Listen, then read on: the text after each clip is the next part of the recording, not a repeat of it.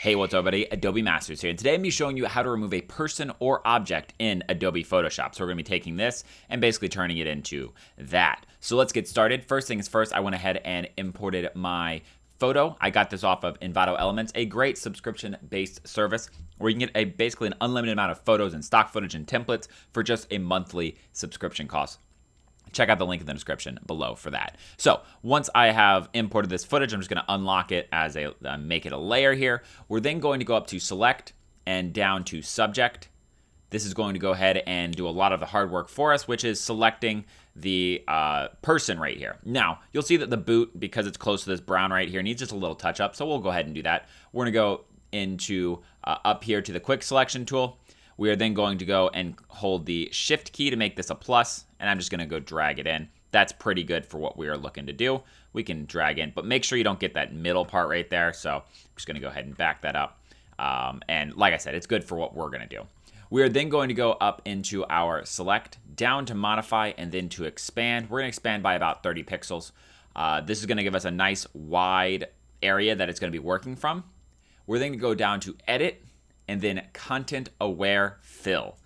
Once we click on this, you're going to see it's going to grab all the outside areas and then it's going to use it to make the person disappear. Now, the background part, the fog and everything looks fantastic. No, nothing we need to touch there. Here looks like there's some work that needs to be done. In all honesty, this kind of looks cool. It looks like basically this is rotted away, but we'll fix that too. Next thing though we need to do is we need to go back to this layer at the bottom, also select, and we're just going to deselect. You're going to notice right here that we have a problem. The shadow is still here. So we have to remove the shadow as well. So we're going to go back down to the original. We're going to go and go to our pen tool and make a pretty much just square, or not a square, but a selection around this person. And you can try to like cut out their legs, but then you might get this like awkward looking thing. So in all honesty, we just need to select the entire thing and move from there. So I'm going to go then here. We're going to make a selection. So I right click to get to that menu, make a selection, click OK. We now have our selection in here. Edit, content aware fill again. And you're going to see that it disappears decently. But again, going to have to do a little work on this, especially places like that. Okay, so now we have everything in a point where we can start repairing it. Up here looks great. It's pretty much removed all traces. Basically from this board onwards and at that base back there, we need to fix it. So we're going to go to our select, deselect again, just to make it so we can see what we're working with.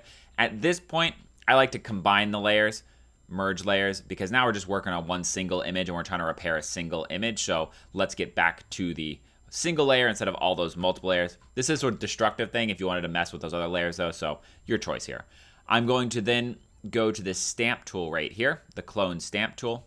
I am going to right click to reduce the size here. We're going to reduce it down to, let's see, maybe a little larger. Let's go about here. 45 is looking good. So if I right click over here, I can kind of have it over there and then change it as I go. We're going to hold down the Alt or the Command key. This is going to select where we're going. Now, generally, if you're going, for example, I'm going to be going left to right, you want to have it sitting on the left. If we're going top to bottom, you want to have it sitting beneath it. So whichever direction you're heading, you want to have it starting on the opposite side. So if I'm heading right, it should be on the left. If I'm heading left, it should be on the right. If I'm heading down, it should be on the top, etc. With some small caveats depending on the situation. But I'm going to go right about here. Now what this does is it's going to go ahead and clone what's to the left. So up here, down, it's going to start the cloning right over there. So what I'm going to do is I'm going to go ahead and just line this up. Now up here, we can actually change this around. So for example, I could drop the opacity a touch, the flow around basically 60%. And then if you right click the hardness, this is how strong the lines on the edge are going to be. So I'm going to just reduce that to, right around 64 or whatever. So then we're going to start cloning this. And you're going to see where it's at is right there. So maybe when I do this line, I need to reset it. And you want to just try to get these lines looking good here. And then sort of draw across. And then you may need to reset it every once in a while. And just keep drawing until that board looks good. So again, line them up. That's where this is going to be. And the opacity, in all honesty, in this situation, I'm going to bring this back up to 100 so we don't have to keep doing these passes over it. One more of these. There's a little line that kind of got right there. And you can see that we're just working on painting this through. Making sure we really just touch up a few times and make sure these lines are as solid as we can make them. Up here, we want to do something of the similar, sort of like rebuilding the boards here. And you'll see that every once in a while we're going to get to a point where it starts copying too close, so we just need to reset the distance a little bit. And so this is really going to be your time inducing sort of part of this, is just repairing this and making it look good. It'll take a little while, but with just a little bit of hard work, you'll be able to remove it perfectly. I'm going to just stop here so you don't have to watch me continually repair this. You'll see that right now it's actually looking pretty decent. It kind of just looks like there's a little water, but there could definitely be a little bit of additional touch-up here. Anyway, that is how you remove a person or object in Adobe Photoshop. Like I said, the cleanup is going to be the polishing act that makes this look really good, but once you're done all of this, you'll have a beautiful shot without that object in it.